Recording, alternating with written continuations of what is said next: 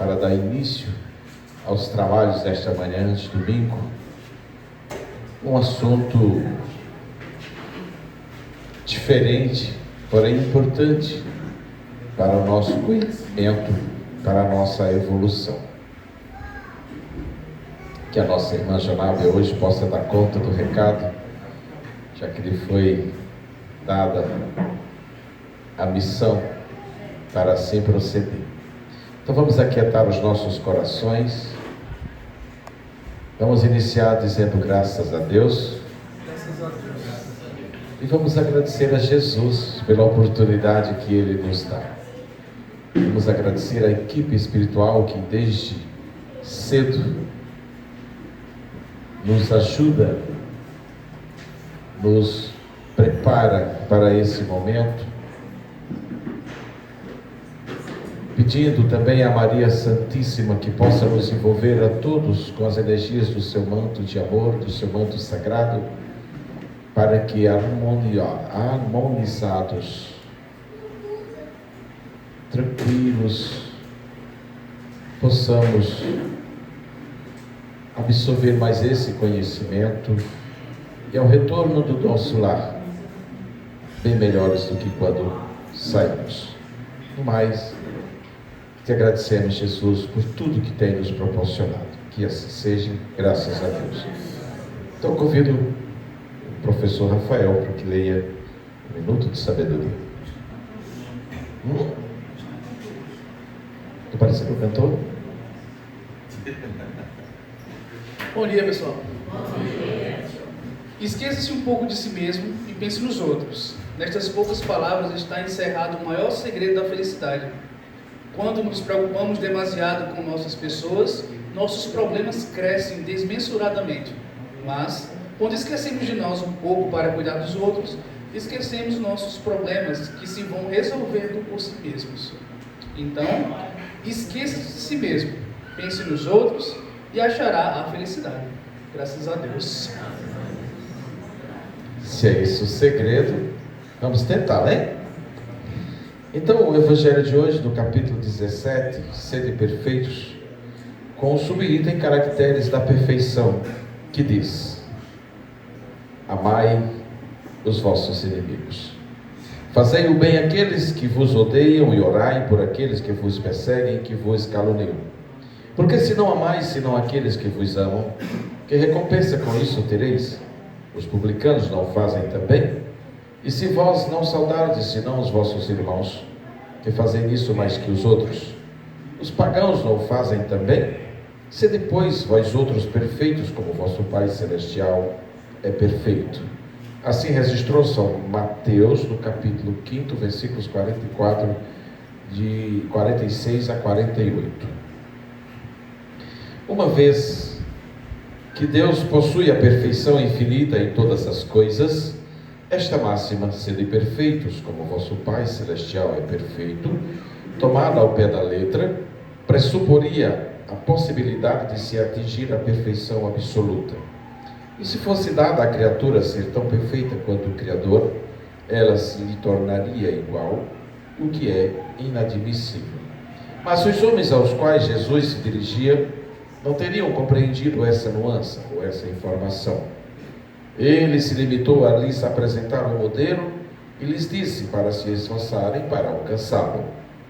É preciso, pois, entender por essas palavras a perfeição relativa, aquela da qual a humanidade é suscetível e que mais aproxima da divindade. Em que consiste essa perfeição? Jesus o disse: amar os vossos inimigos, fazer o bem àqueles que nos odeiam e orar por aqueles que nos perseguem. Ele mostra assim que a essência da perfeição é a caridade em sua mais larga acepção, porque ela implica a prática de todas as outras virtudes. Com efeito, se observa o resultado de todos os vícios e mesmo dos simples defeitos, se reconhecerá que não há nenhum que não altere mais ou menos o sentimento da caridade, porque todos têm seu princípio no orgulho e no egoísmo, que são a sua negação.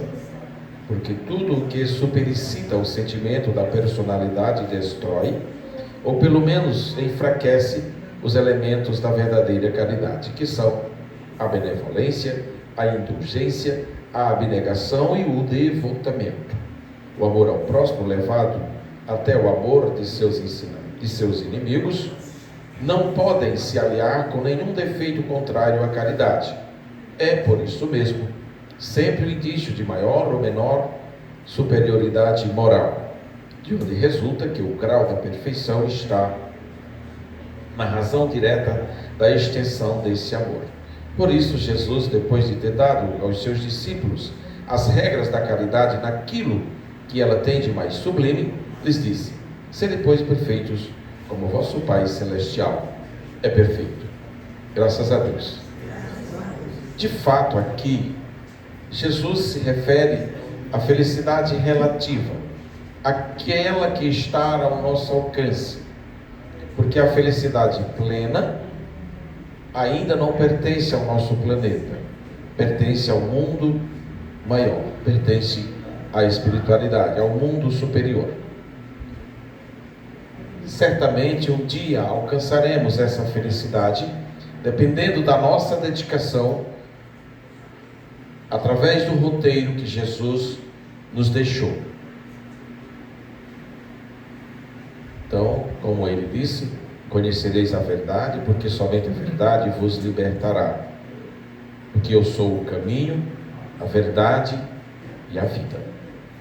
E mais, e todo aquele que em mim crê, ainda que morrer, viverá e terá vida em abundância. Porque a nossa verdadeira vida não é esta, é a vida da espiritualidade.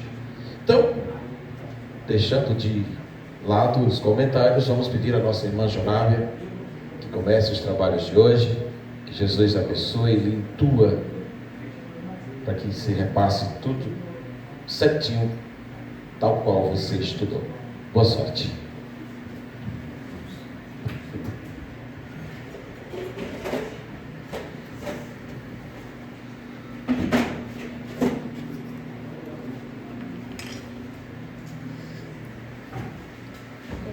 Bom dia a todos. Agradeço a oportunidade de mostrar o que eu estudei seguindo o estudo dos livros dos Espíritos. Essa palestra eu já tinha ministrado no Centro de Lavras, e da mesma forma que o Evangelho de lá foi sobre a perfeição que todos nós buscamos, aqui mais uma vez a espiritualidade nos presenteou, porque é justamente sobre isso que nós vamos falar agora. Nós vamos falar um pouco sobre o tópico de transmigração progressiva, sorte das crianças depois da morte e sexo nos espíritos. Que é um tema assim que todo mundo fica assim, como assim? Mas a gente vai entender um pouco mais à frente.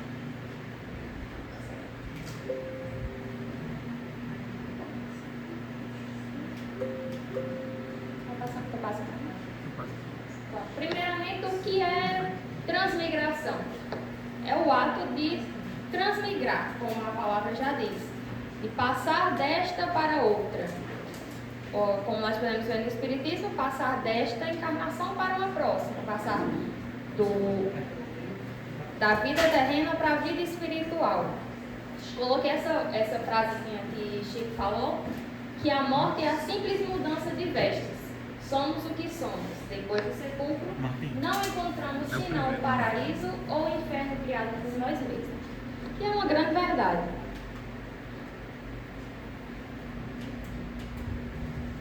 Dando início às questões do livro, nós temos a 189, que pergunta: desde o início de sua formação, goza o espírito da plenitude de suas faculdades? E eles respondem: não, pois para o espírito, como para o homem, também é a infância. Em sua origem, o espírito é apenas instintiva. A vida do espírito é apenas instintiva.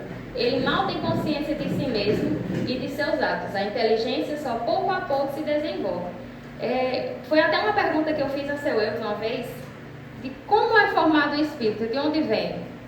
E, na verdade, como disse o Zé Grosso, não é da nossa alçada ainda saber. nós não temos ainda o entendimento suficiente para saber de onde realmente vem, de como surgem. Mas o que sabemos é que o espírito ele é como uma criança. A criança ela precisa da gestação, que ali já há vida. Tem o período da gestação, tem o período da infância e vai se desenvolvendo de acordo com suas experiências. Assim também é com o espírito. Na 190, que ainda é um complemento da 189, ele pergunta qual o estado da alma na sua primeira encarnação. E o espírito responde: o da infância na vida corporal. A infância, então, apenas desabrocha. A alma se ensaia para a vida. Ele ainda não teve experiências, então ele ainda não tem o conhecimento suficiente. Ele está iniciando a sua jornada na vida. A 191, ele pergunta: as dos nossos selvagens são almas no estado de infância? E o espírito responde: de infância relativa, pois já são almas desenvolvidas, visto que já nutrem paixões.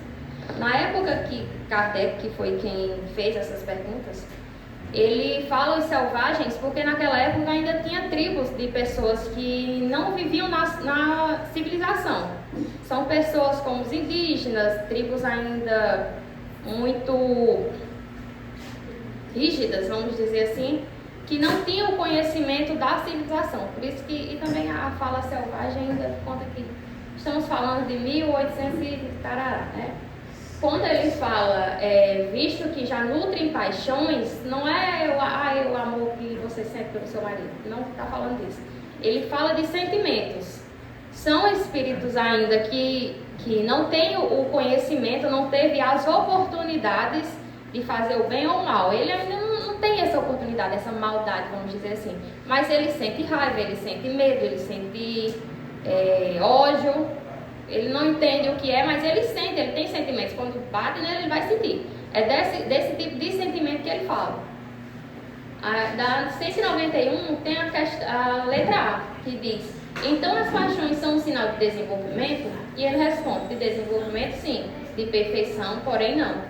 São sinais de atividade e de consciência do eu, porquanto na alma primitiva a inteligência e a vida se acham no estado de germe. Ou seja, ele tem um sentimento de desenvolvimento, ele está em desenvolvimento, não é perfeito só porque ele não sabe o que ele está sentindo, ele não sabe o que é sentir ódio, isso quer dizer que ele é perfeito. Não, não é também bem assim. Ele ainda não teve as oportunidades de se colocar em prova.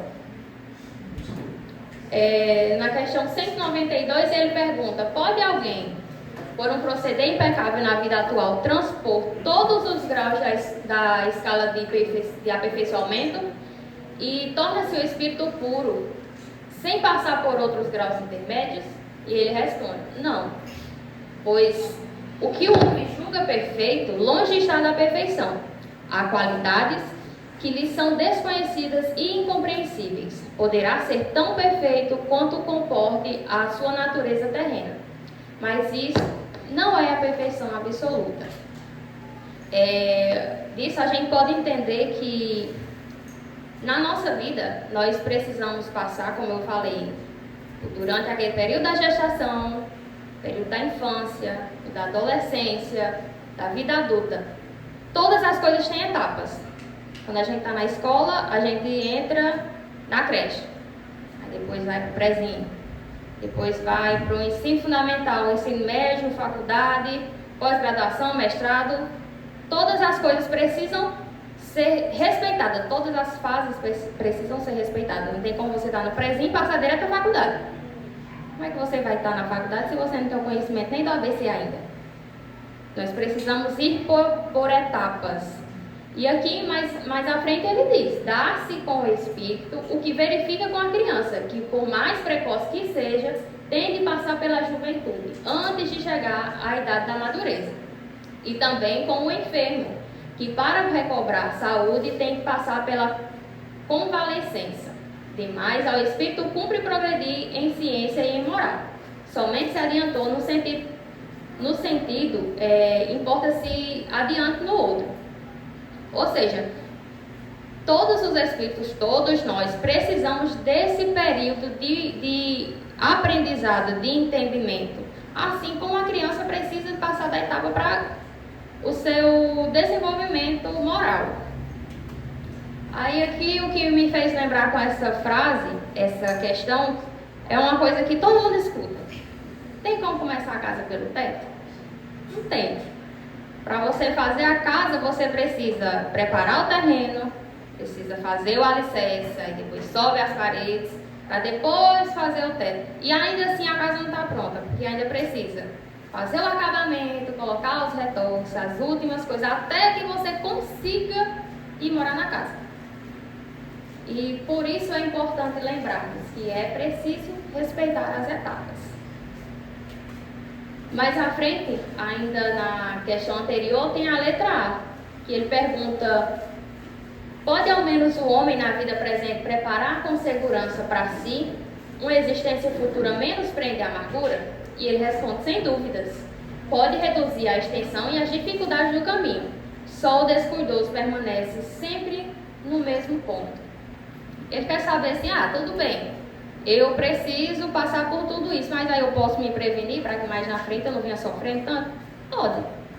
Desde que você vá atrás, você estude, você tente todos os dias melhorar. Todos nós temos a oportunidade de melhorar de vida, tanto nessa quanto numa próxima encarnação. Por isso que nós estamos aqui, para aprender e melhorar todos os dias. Na 193, ele pergunta: pode um homem, nas suas novas existências, descer mais baixo do que esteja na atual? E ele responde: com relação à posição social, sim. Como espírito, não. Quando a gente aprende uma coisa, quando a gente realmente aprende uma coisa, a gente não esquece. Se você realmente aprendeu, em algum momento aquilo vai ficar na sua cabeça. Em algum momento você vai lembrar, no momento oportuno. Então não tem como a gente ter tido outras encarnações, outras vidas, termos aprendido alguma coisa nelas e nessa a gente vir: meu Deus, eu não sei. Você pode não lembrar, porque realmente não tem como você lembrar de tudo que você fez. Nem é interessante para a gente saber. Mas em alguma parte lá dentro de você, você sabe o que é certo ou errado. A gente diz: esse menino é ruim desde criança. Já nasceu assim, ruim desse jeito. Talvez ele tenha trago lá da vida passada dele esse sentimento. Então não tem como você voltar, aprender, não, desaprender. Não tem como você desaprender algo. Você pode melhorar no decorrer da vida. Eu trouxe uma passagem da Revista Espírita de 1963 que fala assim: ora, criado simples e ignorante, o espírito está em sua origem, no estado de nulidade moral e intelectual, como a criança que acaba de nascer. Se não fez o mal, também não fez o bem. Nem é feliz, nem infeliz. Age sem consciência e sem responsabilidade. Mais à frente ele continua: consequentemente, o mal que fizer mais tarde, infringindo as leis de Deus, abusando das faculdades que lhe foram dadas, não é um retorno do bem ao mal, mas a consequência do mau caminho por onde se embrenhou. Ou seja, Deus não faz ninguém mal. Ninguém nasce mal. As pessoas tornam-se mal. Nós temos a oportunidade de ser pessoas melhores, de fazermos o bem, mas a escolha é nossa. Não tem como uma pessoa chegar e colocar na nossa cabeça que você tem que fazer o bem, você tem que querer.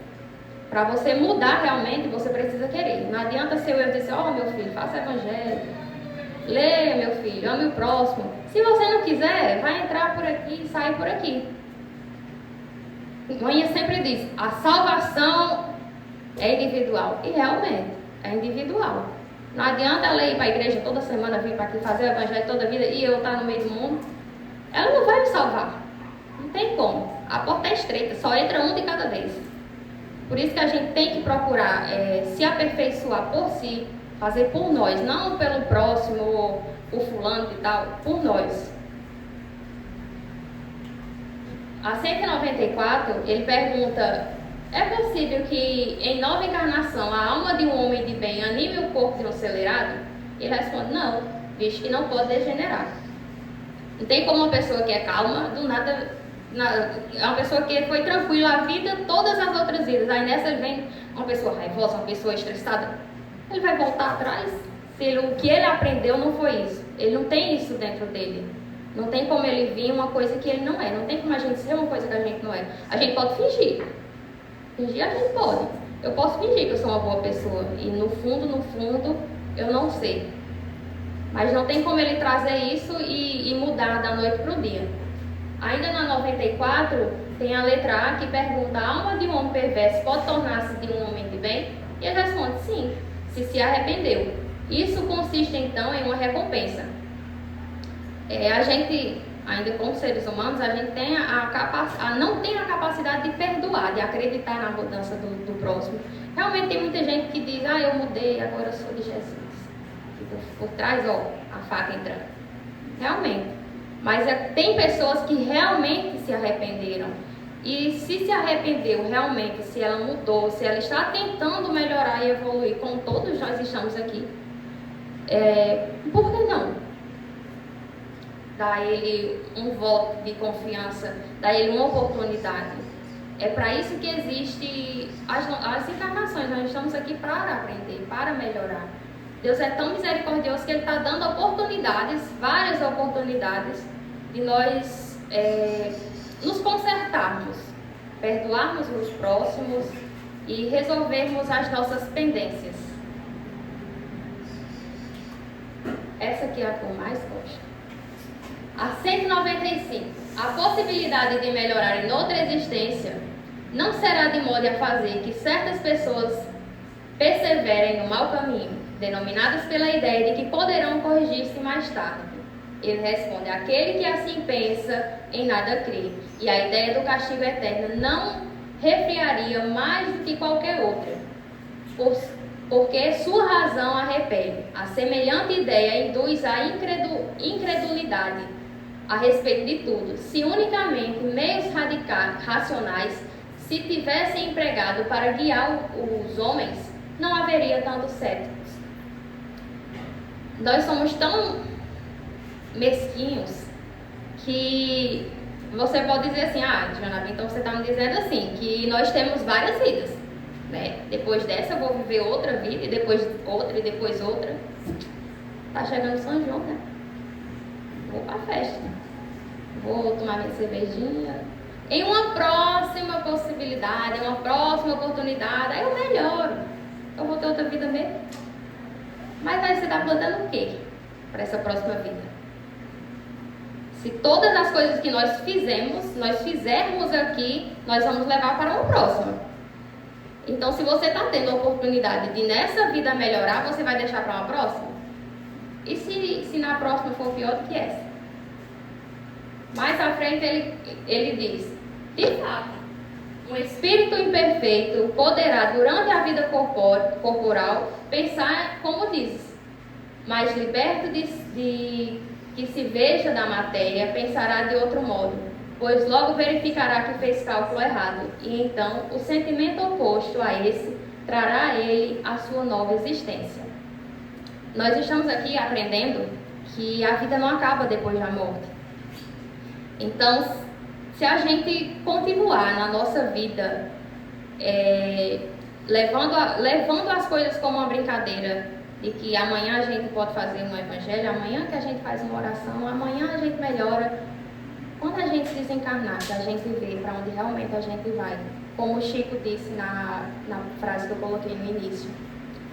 O que nós vamos encontrar depois do nosso desencarne é fruto do que nós estamos plantando agora.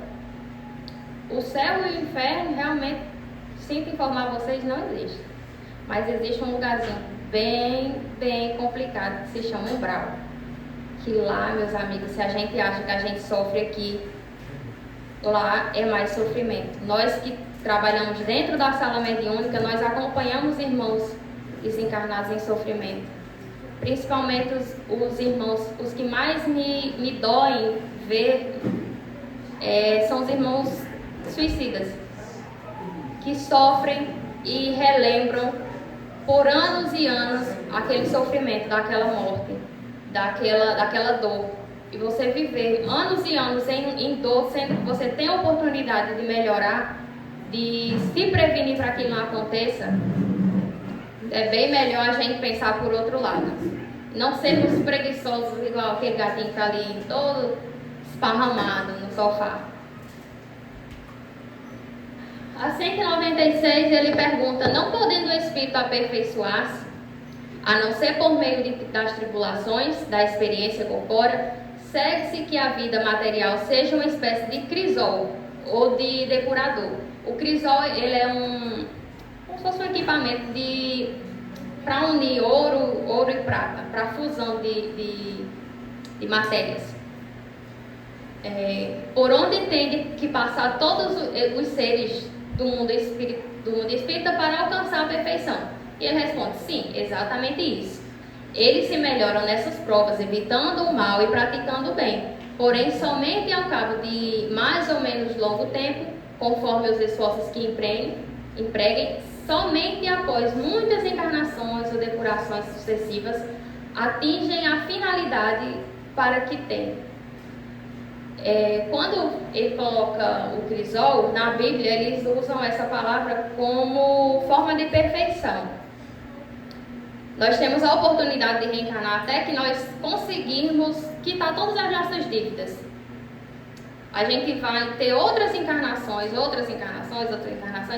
como forma de aprendizado. Não tem como tornarmos espíritos puros senão por meio de provas e expiações. A gente está na Terra para isso.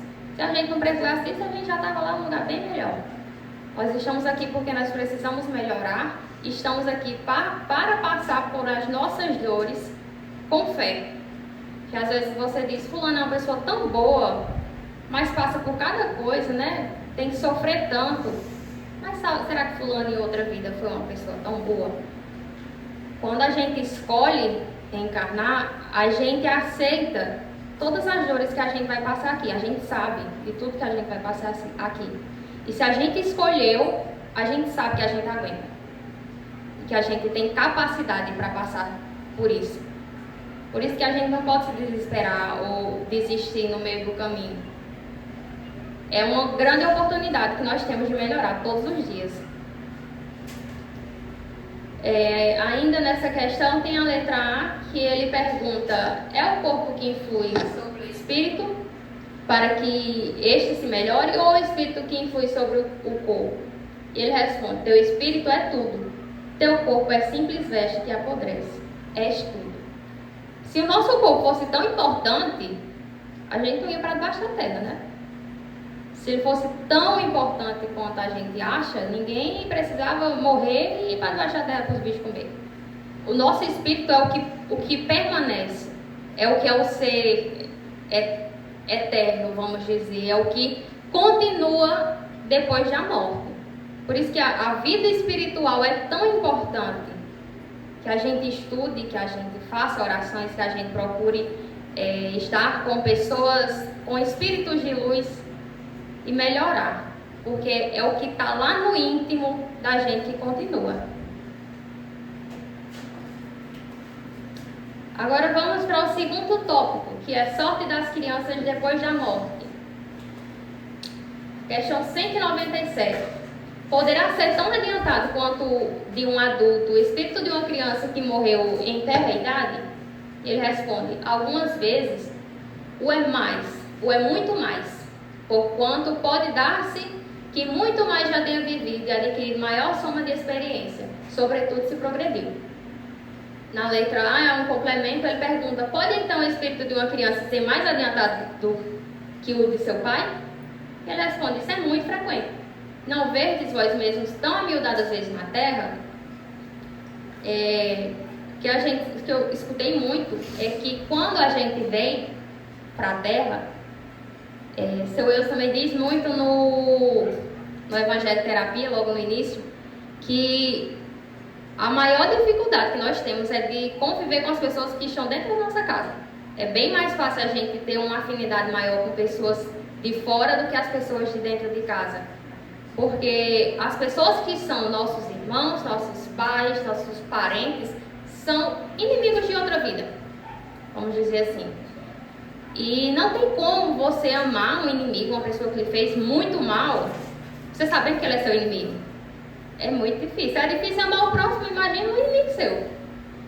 Por isso que muitas vezes o filho vem, aquela criança vem como filho daquela mãe para que ela aprenda a amá-lo. e ele aprenda a amá-la, para que eles possam assim melhorar. Então é muito comum que um filho seja mais velho, vamos dizer assim, o espírito seja mais velho, tenha vivido mais vezes que o pai. Talvez porque ele venha para ensinar aquela pessoa, venha passar provas, conhecimentos àquela família. A 198 ele pergunta: não tendo poder praticar o mal, o espírito de uma criança que morreu em tenra idade pertence a alguma das categorias superiores? E ele responde: se não fez o mal, igualmente não fez o bem. E Deus não o isenta das provas que tenham de padecer. Se for um espírito puro, não é pelo fato de ter animado apenas uma criança, mas porque já progredira até a pureza.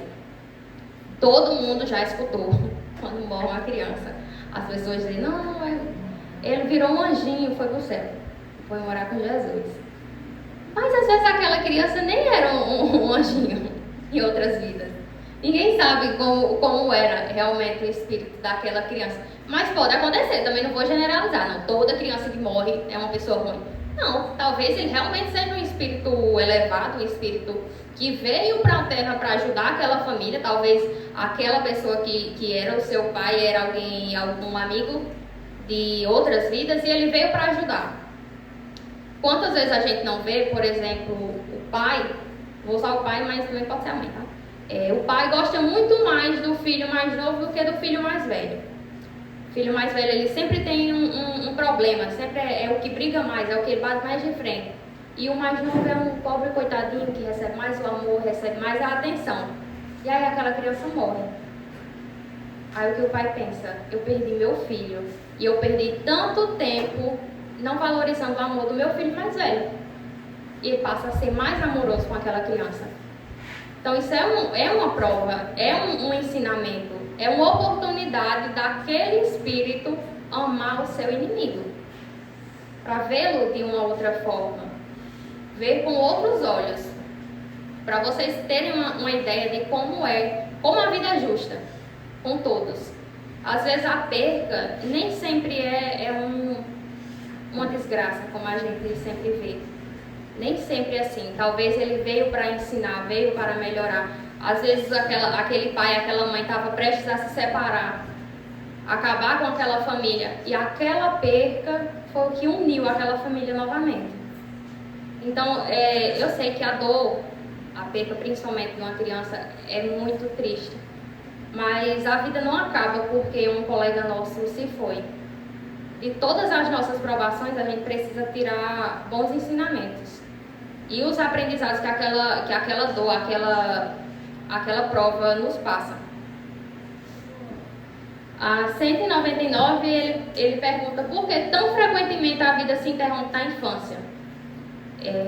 A curta duração da vida da criança pode representar para o espírito que a animava o complemento da existência precedente, interrompida antes do momento em que deveria terminar. E sua morte, também não raro, constitui provações ou expiações para os pais. Como eu falei agora, às vezes o espírito, a vida dele foi interrompida muito rápido em uma encarnação anterior. E ele precisava só daquele pedacinho de tempo para finalizar a sua missão aqui. Então ele reencarna novamente naquela possibilidade de, vamos unir os exemplos. Aquela família precisava daquela perca e aquele espírito precisava daquele pedacinho de vida. Então ele faz a sua missão e ajuda o outro irmão que estava necessitando. Às vezes ele só precisava daquilo para que ele possa partir para um novo plano. A letra A. Que sucede ao espírito de uma criança que morre pequenina? Recomeça em outra existência. Não é porque ela é uma criança que acabou para ela. Continua sendo um espírito. Se morreu criança, ele vai continuar a sua vida. Ele vai reencarnar novamente, ou se ele é um espírito mais elevado, ele vai passar para um outro plano. Vai continuar. A vida continua tanto para quem fica quanto para quem vai. Não acaba de tudo. Próximo tópico: sexo nos espíritos. Quando eu postei que eu ia fazer essa palestra, tanto de mensagem que eu recebi. Como assim? Sexo nos espíritos? As pessoas já procuram logo o lado vulgar das palavras, né? A questão 200, ele pergunta: tem sexo nos espíritos? E ele responde: não como entendeis, porque os sexos dependem da organização. Há entre eles amor e simpatia, mas baseados na concordância dos sentimentos. A 201, ele pergunta: em nova existência pode o espírito que animou o corpo de um homem animal de uma mulher e vice-versa? E ele responde: de certo, são os mesmos espíritos que animam os homens e animam as mulheres. Não existe dois tipos de espíritos, o espírito mulher e o espírito homem. Ah, mas eu vi um espírito mulher, eu vi um espírito homem, e aí? Se não tem sexo, como é que foi que eu vi? Geralmente, o espírito, ele, quando desencarna, ele traz a fisionomia da última vida. Porque vai ser mais fácil para ele. Quando morre, a gente não lembra de tudo, não. Como disse nosso amigo, né, Miguel, a gente não sai lembrando de tudo que aconteceu. Meu Deus, em outra vida eu fui um assassino, um atirador, um pistoleiro, e agora o que eu faço? Mas eu era uma pessoa tão boa nessa. A gente não lembra porque a gente entra em desespero. Então, a gente mantém aquela fisionomia. E só depois você escolhe qual existência você quer ser, quem você quer ser. Mas em questão de órgãos, os espíritos não têm, são espíritos. E pronto, não precisa de ter essa denominação, é homem ou é mulher. Isso não faz, nem aumenta nem diminui na vida deles. Aí, para esclarecer mais essa questão, eu trouxe uma passagemzinha da Revista Espírita de 1962, que diz: não nos prendemos à natureza masculina ou feminina. Os espíritos não se reproduzem. Deus os criou por sua vontade. E se na sua visão maravilhosa quis que os espíritos reencarnassem na Terra, teve de estabelecer a reprodução das espécies, para macho ou fêmea, mais pressentis, sem que haja necessidade nenhuma de explicações, que os espíritos não podem ter sexo. Ou seja, a gente precisava realmente de que tenha um homem ou uma mulher para que a vida continuasse, a gente tivesse a procriação da espécie. Mas isso necessariamente não tem necessidade de que os espíritos, eles não vão, não vão, vamos dizer, casar, vão ter filhos, não tem como. O espírito é o que é. Então, eles não se apegam a isso, não tem necessidade. A questão de órgãos, de reprodução, é da espécie humana. A questão 202, ele fala: quando o errante, que prefere o espírito, encarnar no corpo de um homem ou no de uma mulher? E ele responde: isso pouco importa. O que o guia na escolha são as provas que haja de passar. Nessa mesma questão, Kardec ele faz uma notazinha que fala assim: os espíritos encarnam como homem ou como mulheres, porque não tem sexo, visto que lhes cumprem progredir em tudo. Cada sexo, como cada posição social, lhe proporciona provações e deveres especiais, e com isso o ensejo de ganhar experiência. Aquele que só como homem encarnasse, só saberia o que sabem os homens. Então, o que a gente entendeu até agora? Nós viemos à Terra como forma de provações, certo? Nós viemos aqui para aprender. Se eu só vier como mulher, eu só vou saber o que a mulher sabe. A mulher é mãe, é dona de casa, é esposa, é filha. E o homem é homem. Brincadeira. O homem, ele é o quê? É o provedor da casa, ele é o pai. Então não tem como você vir só mulher. Se você vier só mulher, você só sabe ser mulher. Você só tem a sensibilidade de uma mulher. Se você vir só homem, você vai ter só as experiências do homem. E a gente precisa aprender tudo. Tudo a gente tem que saber, de um pouco de cada. Por isso que é importante que a gente, nesta vida, reencarne como mulher, ora como homem.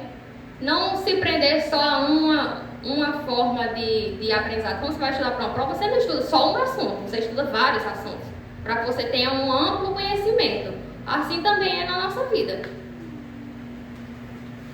E eu fiz questão de colocar nessa revista, o título dessa passagem é: as mulheres têm alma?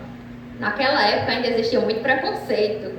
As mulheres não tinham a visibilidade que hoje tem, a liberdade que hoje tem. Mas naquela época não. O que a gente pode ver muito na doutrina espírita é que as mulheres, elas têm várias posições e têm voz. Se a gente parar para ver, eu acho que aqui da Irmãos em Cristo, a maior parte da mesa mediúnica são mulheres. Eu acho que só em Lavras que tem um médium que senta na mesa. Não por escolha, não é porque seu eu diz, não, só quem vai sentar na mesa é mulher. Não. Porque aqui nós também temos voz, nós também temos fala, nós também somos ouvidas. Hoje em dia, principalmente, mas naquela época não era assim. E claro que mais à frente ele explica o porquê desse texto tão polêmico, né? Ele não é desmerecendo as mulheres, ele explica justamente isso, que na doutrina e nos espíritos não tem o melhor ou o pior. Não é porque é um espírito mulher, não é porque ele veio mulher nessa vida que ele é menos. Porque tem muito outro que diz, eu vou vir mulher. Pra quê? Mulher frágil, não vou vir frágil não. Eu sou forte, eu sou isso, aquilo. Pois na próxima você vai vir mulher para você aprender a deixar essa marra. Por isso que há necessidade de que tenha essa troca de experiências. Aí o que ele diz? Não existe, pois, diferença entre o homem e a mulher, senão no organismo material, que se aniquila com a morte do corpo. Mas quanto ao espírito, à alma, ao ser essencial, imperecível, ela não existe. Porque não há duas espécies de alma. Assim o quis Deus em sua justiça, para todas as suas criaturas, dando a todas o mesmo princípio. Fundou a verdadeira igualdade. A desigualdade só existe temporariamente, no grau de adiantamento, mas todas têm direito ao mesmo destino, ao qual cada uma chega ao seu trabalho, porque Deus não favoreceu ninguém às custas dos outros. Não esperem que Deus vai dar tudo nas suas mãos. Ele não vai dar. Não esperem que vai ter outra pessoa que vai vir por você para cá, outra pessoa que vai fazer o evangelho por você. Como a mãe sempre diz, a salvação é individual. Por isso nós precisamos, por nós, não porque seu Deus pediu, porque mãe pediu para eu vir, porque eu estava perturbada e vim só aqui tomar um passezinho e vou para casa. Por nós. A nossa vida já é tão difícil no dia a dia, no trabalho, na convivência. É bom a gente dar uma amenizada pelo menos na vida espiritual. Porque eu garanto a vocês, pelo pouco que eu já vi, a vida não acaba aqui. E é muito, muito, muito gratificante ver o quanto a gente pode melhorar, o quanto a gente pode crescer. E somos todos eternos estudantes, aprendizes da vida. Muito obrigada pela oportunidade.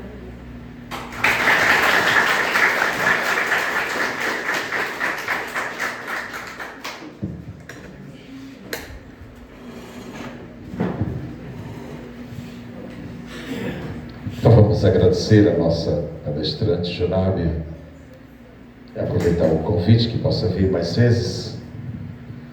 E só um detalhe entre alma e espírito, que todos nós sempre tivemos essas dúvidas. Primeiro, a alma se denomina alma enquanto o nosso espírito está encarnado. Quando nós despojamos do corpo de carne, nós passamos a ser chamado de espíritos. Espírito. Tá? Porque é necessário que se tenha essa denominação de quando você é alma, de quando você é espírito. Quando nós nos desdobramos para trabalhar na espiritualidade, a equipe lá vai ver que nós estamos ligados a um fio prateado. Ou seja, se nós ainda temos esse fio prateado ligando nossa alma ao nosso corpo, nós estamos encarnados. E o tratamento é diferenciado. Mas quando nós não temos mais esse fio prateado nos ligando ao corpo, já estamos livres. Somos espíritos. E um outro fato interessante com relação ao sexo dos espíritos, que não existe, mas somente no corpo físico, para a necessidade da reprodução. Quando nós dizemos que uma alma é feminina e que ela se nos apresenta no corpo feminino, ela vem através do seu perispírito, que é uma cópia desse corpo físico. Quando Joabe partir, se ela quiser se apresentar na reunião mediúnica, para que nós a conhecemos, para que nós a reconhecemos, ela virá em perispírito, que é uma cópia desse corpo físico. O espírito não tem forma, nem humana, nem de animal, nem de planta, nem de pedra, nem de nada. É um foco de luz. O espírito é um foco de luz. Não tem forma definida. Por isso, não tem sexo. Ok? Como ela disse muito bem, essa necessidade é para a nossa tarefa aqui. Se viemos com a tarefa de ser mãe, que sejamos boas mães. Se viemos com a tarefa de sermos pais, que sejamos bons pais. Bom, então vamos concluir, aproveitando para que ela está aqui, que faça a prece final por todos nós. Vamos todos fechar os nossos olhos, agradecer a Deus por mais um dia de vida, agradecer por mais uma oportunidade de estarmos aqui, e mais uma oportunidade de ter mais aprendizado, de abrir a nossa mente, que o Senhor Jesus possa nos levar para casa, abençoar a nossa família, nosso domingo, para que sejamos todos abençoados pelo manto de Maria, pelo olhar de amor de Jesus. Que assim seja, graças a Deus. Mais uma vez, gratos estamos e vamos se organizar para o passe, na sala de passe. Lembrando que o silêncio também é prece.